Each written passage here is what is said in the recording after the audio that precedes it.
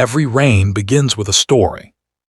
A story of love, power, sacrifice, and a crown that weighs more than gold.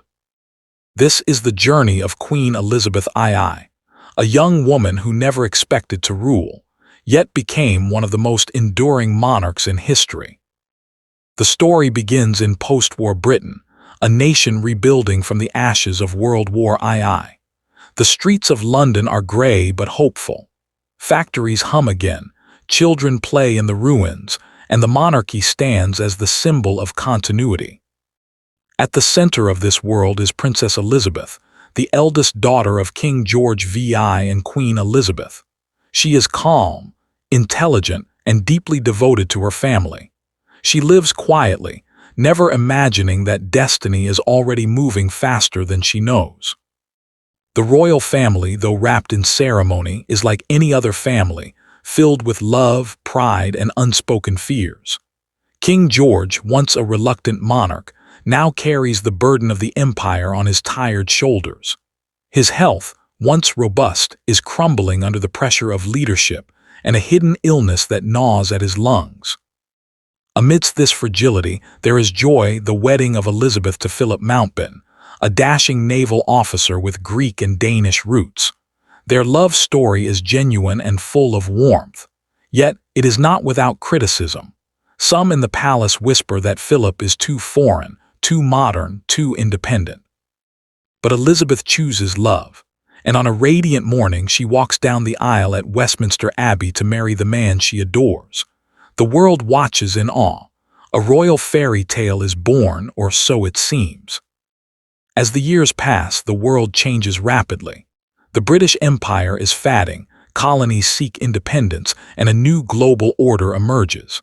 Elizabeth and Philip start a family, finding rare moments of normal life amidst royal duties. Their laughter fills the rooms of Clarence House, but beyond those walls, the shadows of history grow longer. King George's cough worsens. His doctors hide the truth, but he knows the inevitable. He looks at his daughter, the young woman who will one day wear the crown, and a mix of pride and sorrow fills his eyes. He wishes for her a peaceful life, not one burdened by duty. When the king dies quietly in his sleep, the empire loses its anchor. His death is not just a family tragedy, it is a turning point in British history. News spreads swiftly across the world. The king is dead. Elizabeth, away in Kenya on royal duty, receives the news in a quiet lodge surrounded by nature. The moment is silent, surreal, and heavy. She steps outside, looking at the sky as though seeking her father's spirit. In that instant, her life transforms completely. A princess becomes a queen. A daughter becomes a sovereign. The plane ride back to London is one of quiet mourning. Cameras flash as she descends the steps, wearing black, her face pale but composed. The crowd bows. Ministers await. Even her husband steps aside, understanding that from now on, she belongs not just to him, but to history itself. The crown, as always, demands its price. In the days following her father's death, the palace becomes a battlefield of tradition, protocol, and emotion. Elizabeth's mother retreats into silence, feeling displaced in her daughter's reign. Her sister, Margaret, clings to her for comfort, while Elizabeth herself feels the crushing pressure of responsibility. The advisors and politicians around her, led by Winston Churchill, the aging but mighty Prime Minister, remind her that the monarchy must appear strong, unshaken, eternal. Churchill, despite his stubbornness and pride, sees something remarkable in the young queen, a quiet strength that mirrors his own defiance during the war. Elizabeth begins her reign surrounded by men who doubt her experience. Yet she learns quickly. Every glance, every word, every handshake becomes a test. The throne is not a seat of comfort. It is a cage gilded in duty. The government faces crisis after crisis, from deadly London smog to economic struggles.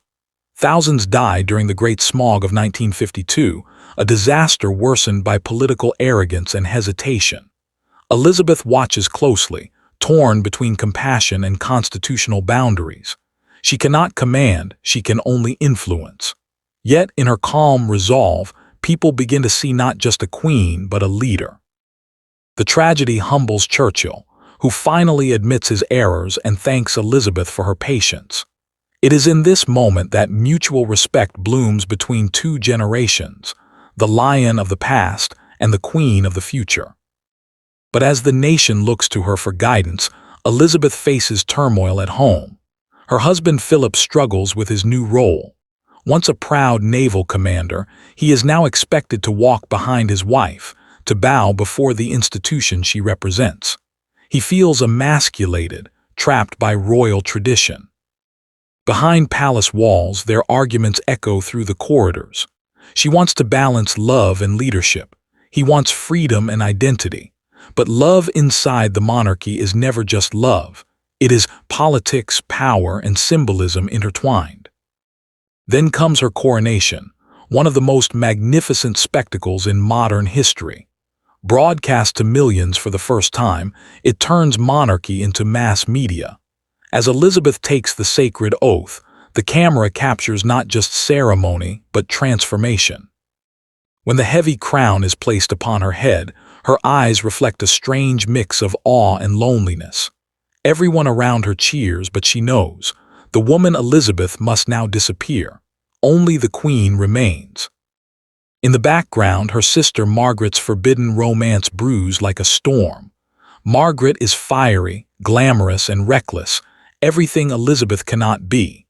Her love for Group Captain Peter Townsend, a divorced war hero, scandalizes the royal establishment. Elizabeth sympathizes deeply with her sister, but she is trapped between personal emotion and her role as head of the Church of England, which forbids remarriage after divorce. The law of the land demands that she deny Margaret the happiness she longs for. This conflict cuts her heart in two, one half the sister, the other the sovereign. For the first time, the weight of the crown feels unbearable. As gossip about Margaret's affair fills newspapers, the monarchy's image trembles. The press begins to intrude like never before. The royal family, once distant and untouchable, becomes public entertainment. Meanwhile, rumors about Philip's behavior abroad and his flirtatious charm start to circulate. Elizabeth's trust wavers, though she hides it behind royal composure. The marriage that once symbolized love now mirrors the tensions of modern royalty. Appearances must always prevail over emotions. At state banquets and public events, they smile for the cameras, but their silences tell another story. In her private moments, Elizabeth turns to her mentor, Winston Churchill. Their meetings, filled with wit and wisdom, form the backbone of her political education. Churchill, though stubborn and protective, grows to admire her sense of duty. He tells her, to do nothing is often the hardest job of all. His words become her philosophy. The Queen learns that restraint is not weakness, it is power disguised in silence. As the months pass, Churchill's health declines. His memory falters, his body weakens, but his pride refuses to let go. Elizabeth must make a difficult choice, to protect him out of loyalty or replace him for the sake of the nation. It becomes a defining moment. The Queen must assert authority, even over a legend. When Churchill finally resigns, tears glisten in her eyes. The world salutes the man who saved Britain, and Elizabeth stands firm, understanding that leadership is both privilege and isolation. Through all this, Elizabeth continues to evolve.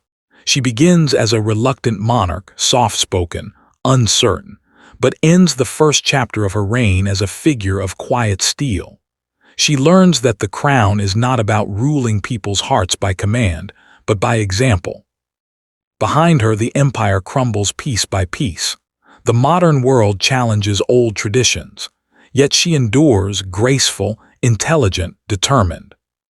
Her life becomes a paradox, a young woman preserving ancient rituals in a changing age, a wife whose marriage is bound by duty more than romance, a sister torn between compassion and the rules she must uphold.